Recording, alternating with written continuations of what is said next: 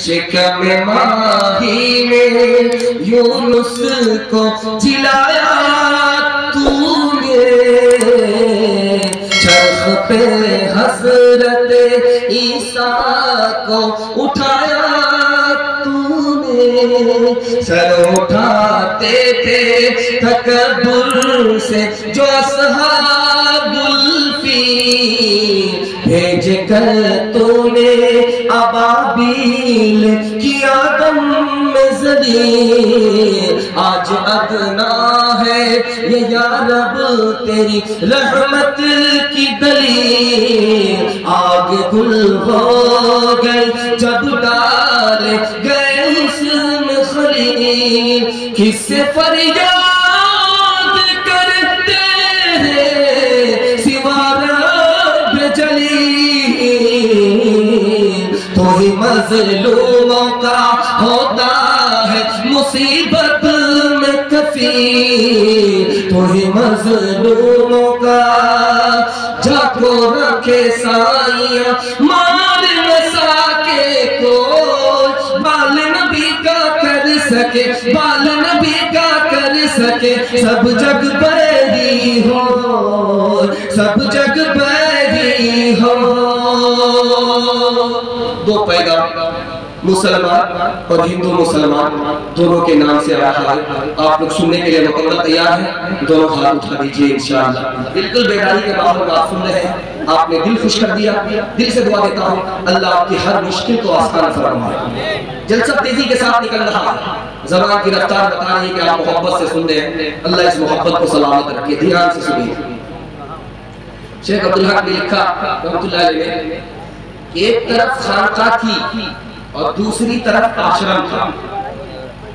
राजा भेष बदल करके आया देखने के लिए कि इंसानियत किसके पास है, इनके पास है या उनके पास है। भेष बदल करके खानकाह में जब आया तो रोटी तकसीम हो रही थी। खानकाह वाले ने धक्का दे दिया और कोई वक्त नहीं मिलता, यही वक्त होता है, खानकाह से निकाल दिया। जब वही राजा भेष बदल करके आश्रम में आया, और ये वो तारीख मैं आपके सामने रखने के लिए जा रहा हूँ जिस दौर में मुसलमानों के हाथ से हुकूमत चली गई। हुकूमत बाद में जाती है, पहले इंसानियत जाती है। इंसानियत जवाब देती है, उसके बाद हुकूमत जाती है। इस नमूने को जरा ध्यान में रखिएगा।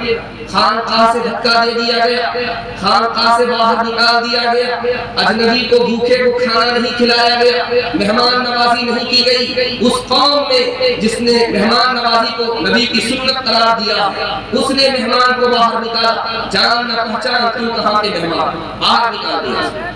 वही राजा भेष बदल करके आश्रम में आया, रोटी तकसीम करने के वक्त में आया तो उसे लाइन में लगने नहीं दिया कि तुम मेहमान हो, तुमको लाइन से नहीं लेना है, डायरेक्ट जाकर के रोटी उठाओ। सबके हिस्से में एक रोटी है लेकिन उसके हिस्से में 2 रोटी आई। वो ताज्जुब से पूछने लगा, लाइन में तुमने नहीं दिया, तुम मेहमान हो इसलिए तुमको लाइन की जहमत नहीं दी।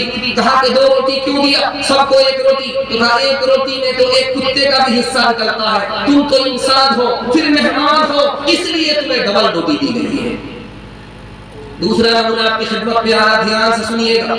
अभी एक लड़का, एक जवान पैदल हज करने के लिए निकला, मुसलमानों ने तूफान खड़ा कर दिया। ये रियाकार है, ये बदकार है, ये गलत है, ये गलत कदम उठा रहा, इसका हज कबूल नहीं होगा, ये मक्कार है, रियाकार है। अपनों की तरफ से ताना सुनना पड़ा उस जवान को। लेकिन ये मालदारों के लिए तमाचा था कि जो जवान पैदल हज कर रहा है, मालदार लोग हवाई जहाज से भी हज करने के लिए तैयार नहीं है। दिल की बात ये है, हकीकत ये है कि अंदर से काबे की ज़ियारत की, काबे के तवाफ की तलब ही नहीं है।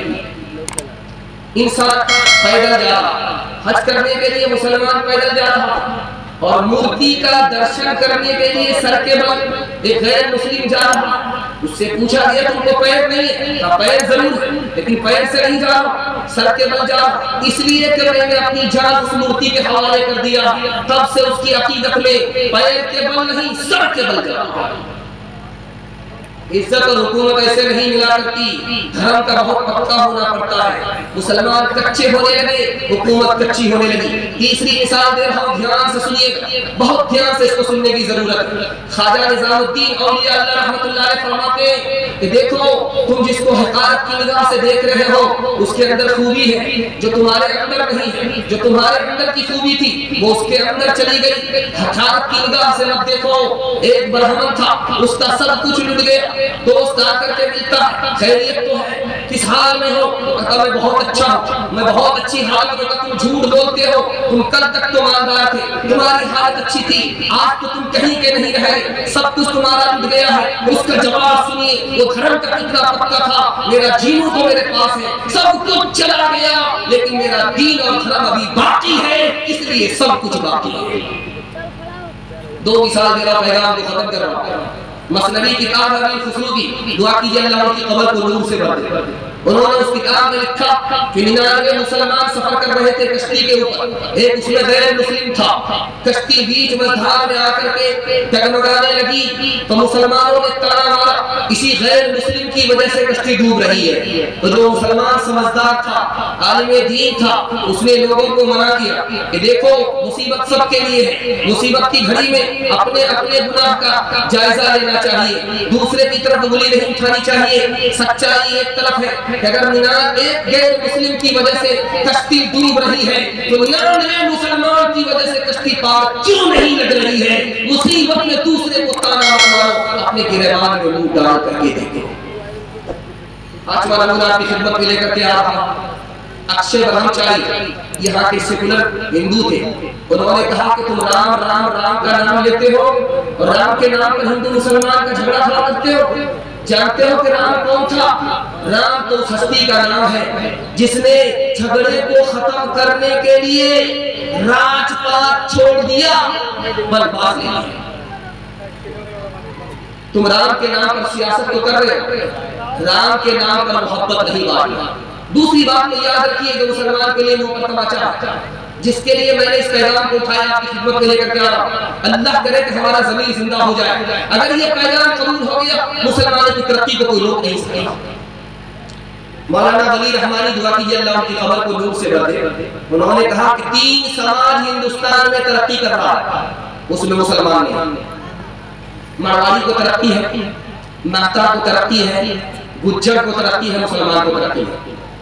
कहा कि भाई महता को तरक्की है, गुज्जर को तरक्की है, मारवाड़ी को तरक्की है, मुसलमान को तरक्की क्यों नहीं? का 2 वजह से। मारवाड़ी कौम में आपके यहाँ भी है, जब कोई गिरता है तो सब लोग मिलकर के उसको संभालते। 100 मरतबा अगर गिरेगा, 100 मरतबा संभालेंगे।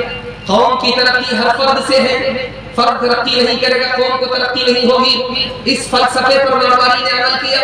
कौम का आदमी नीचे गिर रहा है, सब लोग मिलकर के उसको संभालते हैं। और हमारी कौम का हाल क्या है? कोई अगर नीचे जा रहा है तो उसको गाली देंगे, ताना मारेंगे। कोई अगर ऊपर जा रहा है उसको खींच करके, उसकी टांग खींच करके बराबर बनाएंगे। इतनी जल्दी तुमको तरक्की करने की जरूरत नहीं, मेरे बराबर ही में रखो। और दूसरी खूबी दिखाया, आप अदालत में जाइए, कचहरी में जाइए, वकीलों से पूछिए कि मारवाड़ी कौम का मुकदमा अदालत में आता है कि नहीं आता। वो डायरेक्ट कहेगा आता ही नहीं। मारवाड़ी का मुकदमा अदालत में नहीं आता, महता गुज्जर का मुकदमा नहीं आता। क्यों? घर बैठ करके वो लोग हल कर लेते हैं। वकील की जेब में पैसा डालने से बेहतर है घर में बैठ करके नफा नुकसान सह करके आगे बढ़ो। वक्त अलग बर्बाद होगा, पैसा अलग बर्बाद होगा, फैसला वही होगा जो घर में बैठ करके आप करेंगे। एक दरख्त में झगड़ा हुआ 2 भाई का, 20 साल वो झगड़ा रगड़े की शक्ल इख्तियार करके अदालत में पहुंचा। 20 साल के बाद फैसला आया कि उस दरख्त को काटो, आधा एक भाई को दे दो, आधा दूसरे भाई को दे दो। अब दोनों भाई की जेब में पैसा नहीं है वो दरख्त कटाने के लिए। 20 साल लड़ते लड़ते दोनों की बुरी हालत हो गई, दिवालिया निकल गया। मैं हाथ जोड़ करके आपसे कहता हूँ, दूसरे की मदद के लिए आप खड़े हो जाइए। घर के झगड़े को घर में हल कीजिए, अदालत में मत ले जाइए। अल्लाह आपको मुकद्दर का सिकंदर बना देगा। दुनिया पीछे होगी, दुनिया आपको पीछे नहीं कर सकती है। हाथ उठा करके वादा कीजिए, जब मुकदमा हार जाएंगे तब अपने भाई को माफ करेंगे। हाथ उठाइए।